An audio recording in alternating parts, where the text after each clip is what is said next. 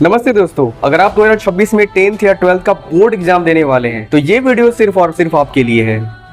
Summer vacation शुरू हो चुकी है, लेकिन सवाल ये है कि क्या इस समर वेकेशन को केवल आराम में एंजॉय में बिता दिया जाए या इस समय को एक ऐसे यूटिलाइज किया जाए कि हमारा बहुत सारा बेनिफिट हो और जो हम बोर्ड एग्जाम देने वाले हैं ना उसकी तैयारी इतनी भयंकर हो सके, बोर्ड एग्जाम का सारा स्ट्रेस जो है ना अभी से दूर हो जाए। Hey guys, this is Verma और आप देख रहे हैं विद्या महल यूट्यूब चैनल। हर स्टूडेंट सोचता है ना अभी तो बहुत टाइम है, अभी तो टाइम ही टाइम है, इस टाइम को थोड़ा सा एंजॉय कर लिया जाए, टाइम को मौज या मस्ती में बिता दिया जाए।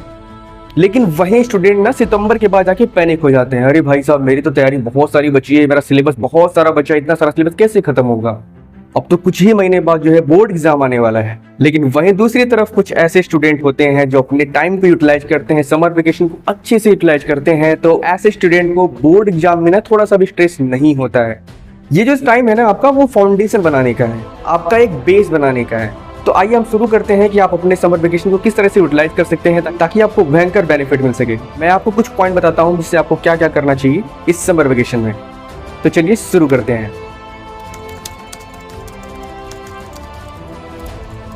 ये जो टाइम है ना वो फाउंडेशन बनाने का है। इस समय ना ही स्कूल का असाइनमेंट है, ना ही स्कूल का प्रेशर है, ना ही किसी टीचर का प्रेशर है। आपको अपने हिसाब से पढ़ना है, आप अपने हिसाब से पढ़ सकते हैं, आप अपने हिसाब से समझ सकते हैं और अपने हिसाब से एक डिसिप्लिन मोड भी ऑन कर सकते हैं।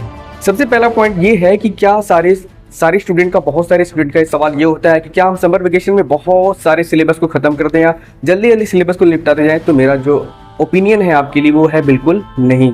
आपको सिलेबस खत्म करने से ज्यादा इस बात पर ध्यान देना होगा कि हमारा कौन सा सेक्शन है, कौन सा सब्जेक्ट है जो सबसे ज्यादा वीक है, और ऐसा सब्जेक्ट जो हमारा वीक है ना उस पे सबसे ज्यादा देने का टाइम अभी है आपके पास। तो आपको लगता है कि मेरा ऐसा कोई सब्जेक्ट जो बहुत सारा वीक है, जिसे समझ में नहीं आता, आप उसको ज्यादा टाइम दीजिए, आपको ज्यादा पढ़िए और टारगेट डिसाइड करके पढ़िए कि हमको इस हफ्ते ना, इस वीक में ना इस चैप्टर को निपटा देना है, और वो भी पूरी अच्छी तरीके से, ताकि जब आगे स्कूल में सेम चैप्टर पढ़ाया जाए ना हमारी इतनी सारी क्षमता हो कि हम टीचर को खुद पढ़ा सके।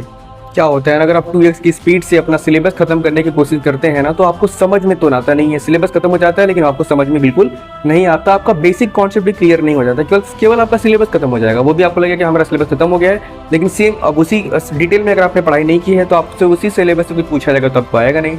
तो मेरा ओपिनियन ये है कि प्लीज सिलेबस को खत्म करने के पीछे मत भागिए, बेसिक कॉन्सेप्ट को क्लियर करने की जरूरत है। जो भी आपका वीक टॉपिक है ना उसको प्लीज अच्छे से पढ़ डालिए।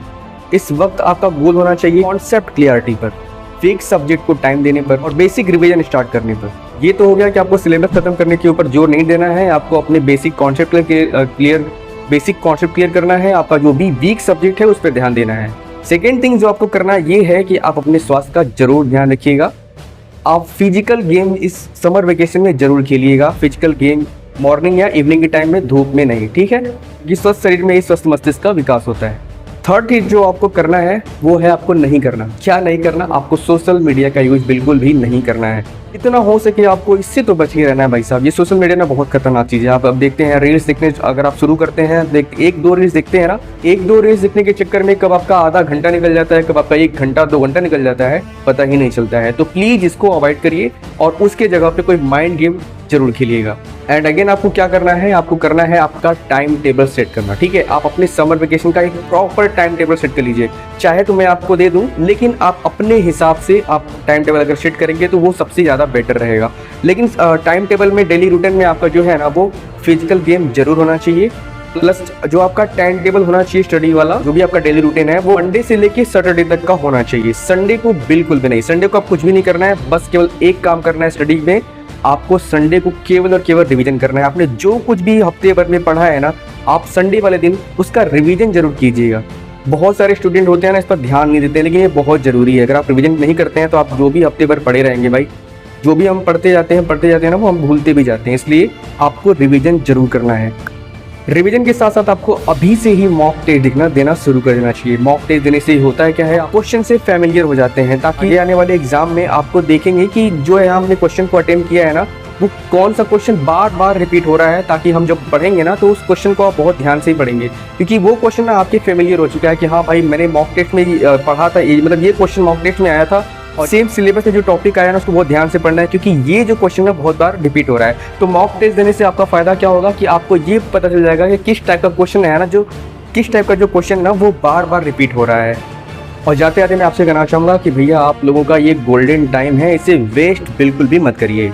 समर वेकेशन स्टूडेंट के लिए वो गिफ्ट है जिससे अपनी सफलता की तैयारी बिना स्ट्रेस के शुरू कर सकते हैं। बोर्ड एग्जाम एक मैराथन है और हर मैराथन की शुरुआत जो होती है ना वो वार्म अप से होती है, और समर वेकेशन है आपका वार्म अप, तो आप इसे अपने हिसाब से जरूर यूटिलाइज कीजिए। तो इस समर हॉलीडे आप आराम जरूर कीजिए, लेकिन अपने सपनों के लिए एक छोटी सी मेहनत जरूर कीजिए। आप सभी को all the best, wish you all the best.